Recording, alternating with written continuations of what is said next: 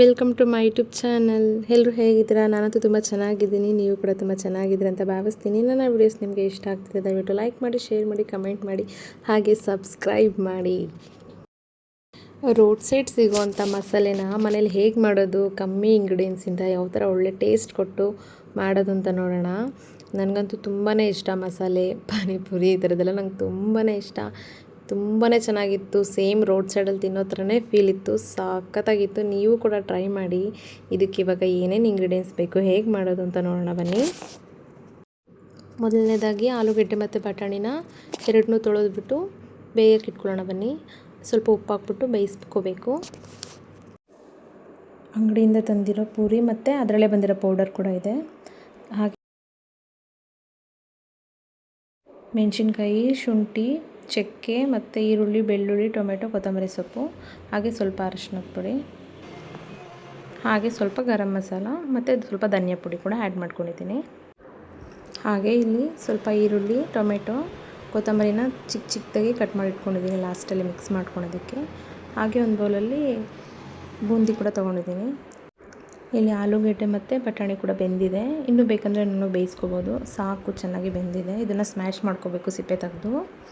ಈಗ ಒಂದು ಬಾಣಲಿ ಇಟ್ಕೊಂಡು ಬಾಣಲಿ ಬಿಸಿ ಆದಮೇಲೆ ಸ್ವಲ್ಪ ಮಾತ್ರ ಎಣ್ಣೆ ಹಾಕ್ಕೋಬೇಕು. ಎಣ್ಣೆ ಹಾಕ್ಕೊಂಡಿದ್ದಾದ್ಮೇಲೆ ಎಣ್ಣೆ ಕಾದ್ಮೇಲೆ ಬೆಳ್ಳುಳ್ಳಿ, ಚಕ್ಕೆ ಮತ್ತು ಶುಂಠಿನ ಹಾಕ್ಕೊಂಡು ಚೆನ್ನಾಗಿ ಫ್ರೈ ಮಾಡ್ಕೋಬೇಕು.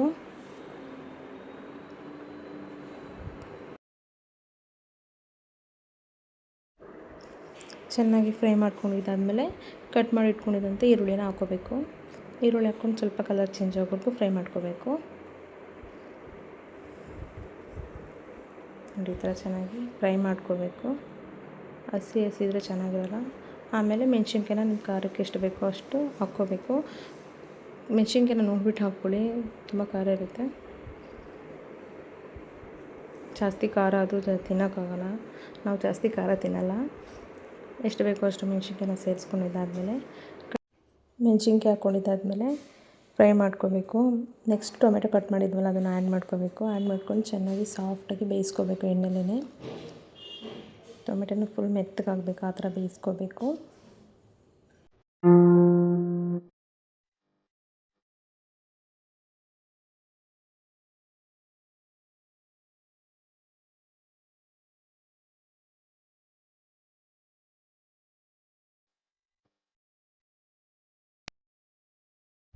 ಟೊಮೆಟೊ, ಈರುಳ್ಳಿ, ಮೆಣಸಿನ್ಕಾಯಿ ಎಲ್ಲ ಫೈನಾಗಿ ಬೆಂದಿದೆ. ಈಗ ತಣ್ಣಗಾಗೋದಕ್ಕೆ ಬಿಟ್ಟು ಅದನ್ನು ಮಿಕ್ಸರ್ ಜಾರ್ಗೆ ಹಾಕ್ಕೋಬೇಕು. ಬಿಸಿ ಇದ್ದಾಗ ಹಾಕ್ಕೋಬೇಡಿ, ಸ್ವಲ್ಪ ತಣ್ಣಗಾಗಿಬಿಟ್ಮೇಲೆ ಮಿಕ್ಸಿ ಜಾರ್ಗೆ ಹಾಕ್ಕೊಳ್ಳಿ. ಹಾಗೆ ಸ್ವಲ್ಪ ಕೊತ್ತಂಬರಿನ ಜಾಸ್ತಿ ಹಾಕ್ಕೊಂಡ್ರೆ ಕಲರ್ ಕೂಡ ಚೆನ್ನಾಗಿ ಬರುತ್ತೆ. ಕೊತ್ತಂಬರಿ ಇದ್ದರೆ ಜಾಸ್ತಿನೇ ಹಾಕ್ಕೊಳ್ಳಿ.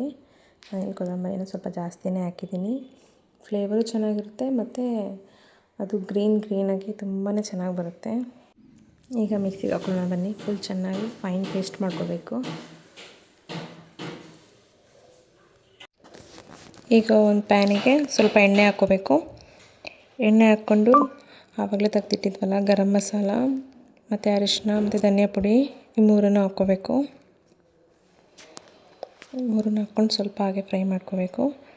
ಹಾಗೆ ರುಬ್ಬಿಟ್ಟಿದ್ವಲ್ಲ ಮಸಾಲೆನ ಅದನ್ನು ಕೂಡ ಆ್ಯಡ್ ಮಾಡ್ಕೋಬೇಕು. ಇದಕ್ಕೆ ಆ್ಯಡ್ ಮಾಡ್ಕೊಂಡು ಚೆನ್ನಾಗಿ ಮಿಕ್ಸ್ ಮಾಡಬೇಕು. ಚೆನ್ನಾಗಿ ಮಿಕ್ಸ್ ಮಾಡ್ಕೋಬೇಕು. ಹಸಿ ಸ್ಮೆಲ್ಲೆಲ್ಲ ಹೋಗಬೇಕು. ಅದು ಮಸಾಲೆ, ಗರಂ ಮಸಾಲೆ ಮತ್ತು ಧನಿಯಾ ಪುಡಿ, ಅರಿಶಿನದೆಲ್ಲ ಹಸಿ ಮಸಾಲೆ ಸ್ಮೆಲ್ಲೆಲ್ಲ ಹೋಗಬೇಕು. ಆ ಥರ ಚೆನ್ನಾಗಿ ಮಿಕ್ಸ್ ಮಾಡ್ಕೊಳ್ಳಿ. ನೀರು ಹಾಕಬಾರ್ದು. ನೀರು ಹಾಕೋಕ್ಕಿಂತ ಮುಂಚೆನೇ ಎಣ್ಣೆ ಬಿಡೋವರೆಗೂ ಚೆನ್ನಾಗಿ ಮಸಾಲೆನ ಫ್ರೈ ಮಾಡ್ಕೋಬೇಕು. ಆವಾಗ ಟೇಸ್ಟ್ ಚೆನ್ನಾಗಿ ಬರುತ್ತೆ. ನೀರನ್ನ ನೋಡ್ಬಿಟ್ಟು ಆ್ಯಡ್ ಮಾಡ್ಕೊಳ್ಳಿ. ನಾನು ನೀರನ್ನ ಆ್ಯಡ್ ಮಾಡೋಕ್ಕೆ ಹೋಗಿಲ್ಲ, ಯಾಕಂದರೆ ನಾನು ಆವಾಗಲೇ ಬಟಾಣಿ ಬೇಯಿಸ್ಕೊಂಡಿದ್ದಲ್ಲ, ಅದೇ ಜಾಸ್ತಿ ಇಟ್ಟಿದ್ದೆ. ನೀವು ಕಮ್ಮಿ ಇಟ್ಟಿದ್ರೆ ನೀರನ್ನ ಕೂಡ ಆ್ಯಡ್ ಮಾಡ್ಕೋಬೋದು. ಇದನ್ನು ಸ್ಮ್ಯಾಶ್ ಮಾಡ್ಕೋಬೇಕು.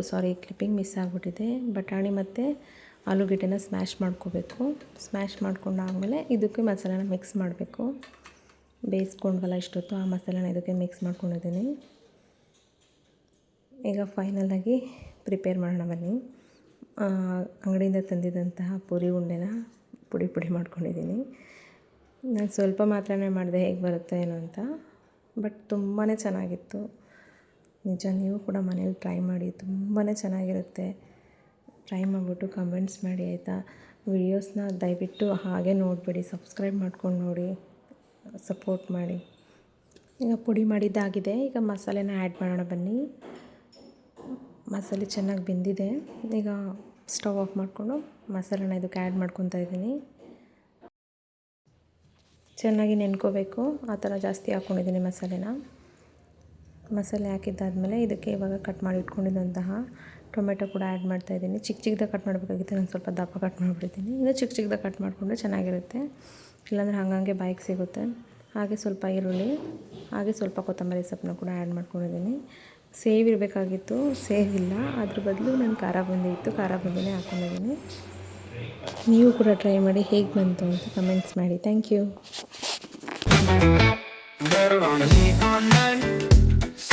Hearts ignite. She danced to the beat so bright.